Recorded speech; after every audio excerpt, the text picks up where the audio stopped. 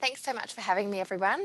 Before we get started today, I'm joining you from Dharawal country in Australia. So I'd just like to acknowledge that the country that I'm on for Aboriginal peoples is an interconnected set of ancient and sophisticated relationships, and that we're bound by this landscape from fresh water to bitter water to salt, from city to urban to rural.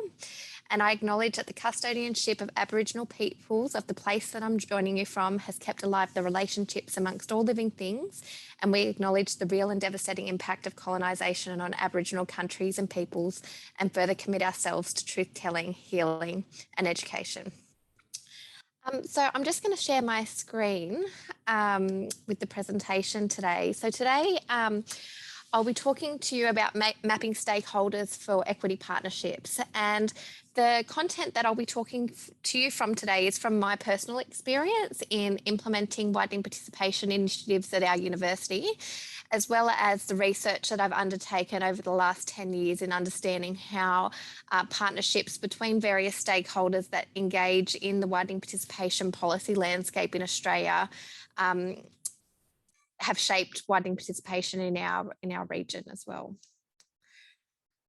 So today I'm going to be taking you basically through the what, why, who, where, and how can partnerships be best implemented. And at the end of my presentation today, I'll be leaving you with some considerations to think about as you're entering your breakout rooms for further discussion. So some further considerations of things to think about when developing equity partnerships. So first of all, what are partnerships and what is their purpose? And so when we look to the literature or we look to various organisations to help us define partnerships, it's actually extremely difficult. So right across business, health, education sectors, the concept of partnership is ill-defined. It's very, very difficult to measure how successful a partnership is. And one of the really key things is that partnerships are very contextual. So it's very much dependent on what is the output of the partnership shapes the partnership between various stakeholders.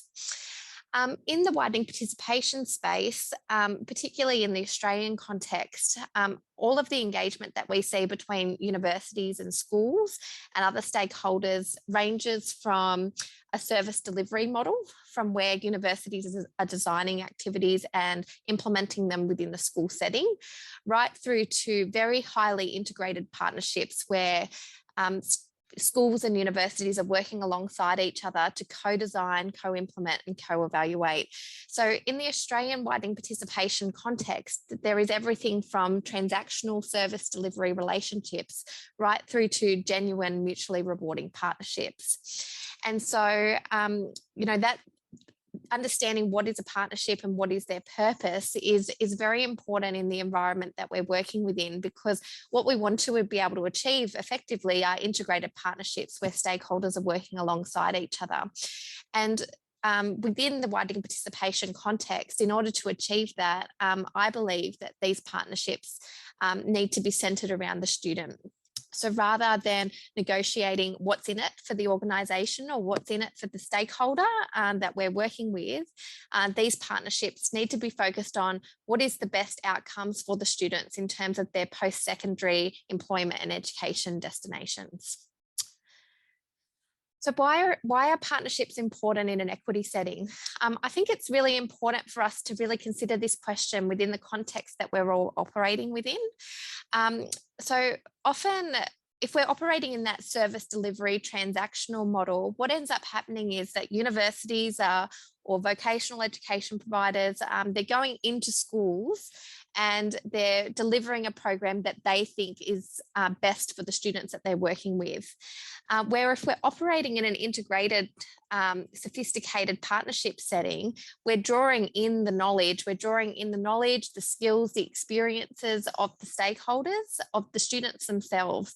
So it becomes more about doing with rather than doing to. So if we're operating in an equity setting where we are, going in and delivering what we think is best from a university perspective, There's quite a lot of research to demonstrate that this actually creates more barriers in terms of increasing access to higher education, rather than embracing the diverse knowledge, skills and cultures that the stakeholders and students bring to the education setting themselves, and working alongside those stakeholders to understand what are their needs, and then how do we implement programs together to increase access to higher ed.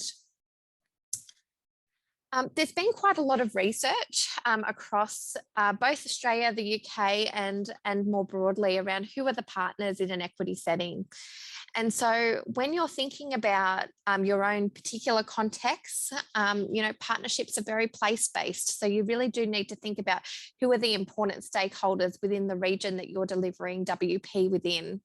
But to give you a really broad sense of, the types of partners that you should be thinking about, first of all, schools, both primary and secondary, are really key partners in ensuring that we're starting to think about widening participation and post-school aspirations early. Policymakers and funding bodies are obviously really key partners, particularly in the Australian context in our equity setting. We've got a national equity policy and a national equity program that provides funding to universities. So really understanding the ins and outs of how that policy setting works and what are the expectations around partnership is really important with that group of stakeholders. The other group of stakeholders that's particularly important is family and supporters. And, that's a much broader term, because we're thinking about who are the key influences that sit around the student, because often we can't deliver, when we're going in and delivering WP activity, it doesn't have that broader sustainable impact if the university isn't bringing in other stakeholders like the family and like the supporters, who can have those ongoing conversations with students well after the university has completed their activity. Obviously, universities are really key stakeholders, but it's from a student's perspective, ensuring that we're offering and we're delivering WP in ways that value a range of post-school destinations is really critical. So also ensuring that we're bringing in vocational education providers or further education providers, as well as local industry, is very, very important. And in addition to that, community organisations can be significant enablers for students to realise their post-school aspirations, as they can often provide things like scholarship, financial support, housing. So those are all really critical stakeholders. But for us, equity students really sit at the centre. So really think about how do we engage the students that we're targeting themselves in partnership is very critical from our perspective. So earlier I mentioned in the presentation that partnerships are very contextual. So it's very important to consider, where does the partnership sit in terms of policy, the organisation and the individuals that are engaged. For us in Australia, partnerships are encouraged through our policy setting. I know in the UK, over certain policy periods, partnerships have been shifted from being mandated to encouraged and that kind of thing. So really understanding the policy setting, that what's the funding or what's the policy asking of you in terms of partnership, really influences how the partnership is being implemented. For us in Australia, it's quite unique in the sense that our policy funnels all of the funding through universities, and then encourages universities to go and make partnerships with schools, with vocational organisations and with community organisations. And so it has implications for partnership in ways that really position the universities as the driver for WP in Australia. So we've got to be very conscious in our context of how we approach schools and how we approach other stakeholders, and be quite active in bringing those other stakeholders along the journey with us, because they're not the policy driver of WP in Australia like universities are. Um, the other element that we need to consider is around organisation and where is the partnership situated in the organisation. And so often what a lot of my research has found is often the partnership might occur at a quite operational, quite practical level. In other cases, the partnership is formed at quite a strategic level. But understanding what the organisation's capacity and appetite for partnership work is really critical. So is the organisation trying to achieve another goal through this partnership? Or is the organisation, open to, negotiation and forming shared goals around the partnership? I think it's really important to understand your organisation's appetite for partnership and, what's their motivation? What are they trying to get out of this? And do they have ulterior motivations? Particularly in a university setting, the challenge that we come up against is that, it's this tension between recruitment into your institution or widening participation for a national goal to increase access to higher education more holistically. So it's really important to understand what your organisation's motivation is for engaging in WP.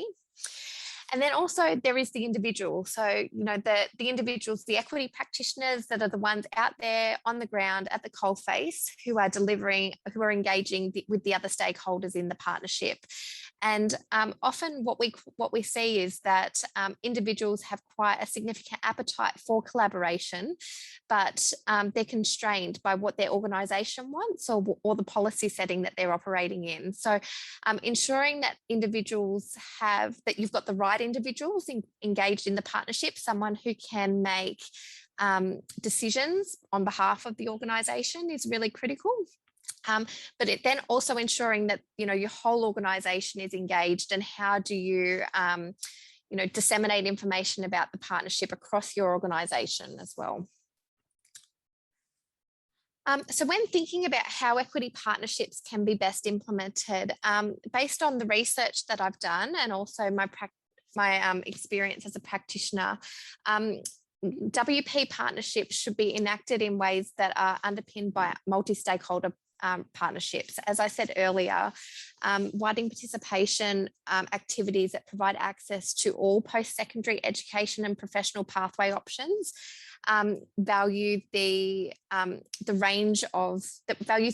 diverse aspirations that students come to widening participation activities with.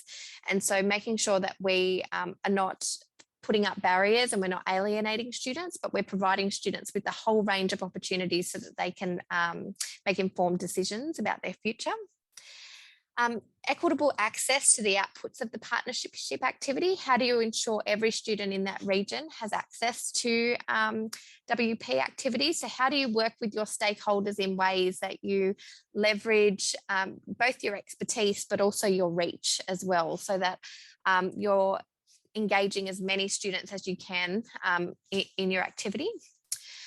Also, building the capacity of your partners to enable all stakeholders to participate in the partnership is really critical.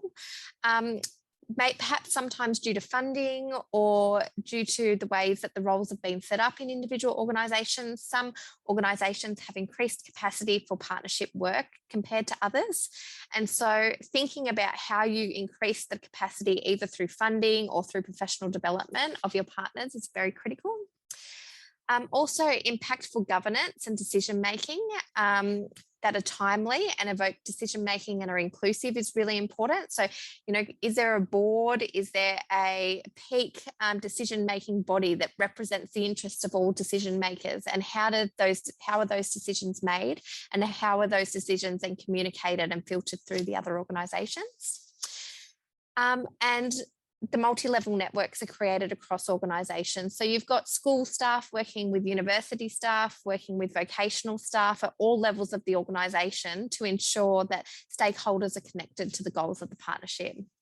And in order for those partnerships to be best implemented, the partnership must be continually refined and revised throughout the throughout the duration of the partnership, and also with students positioned at the centre as well, so that we're bringing students along the journey with us, and we're working with the students rather than implementing WP activities that does to the student. So just some questions for you to wrap up when considering developing equity partnerships. Some things for you to think about. What is the purpose of the partnership, and how do you ensure that students and their needs are at the centre of what that shared goal or shared purpose is amongst the partners? Really think about the policy context that you're operating in. What's the policy asking you to do? And then what does that mean for partnership practice? Is the partnership mandated? Is it encouraged? And how does that influence your approach for engaging with your partners? Think about who are the stakeholders within the region that you're working with. And what understanding and capacity do these stakeholders bring to partnership work? So do they have a really high capacity and strong understanding of what a partnership is, or does there need to be some professional development and some funding provided to enable all organisations to engage with the partnership? And finally, how do you create a space for partners, including the students from equity groups, to contribute equally to the goals of the partnership? So that's just, I guess, some food for thought for you as you're kind of entering into your breakout sessions and you're thinking about, how to create partnerships for your specific context.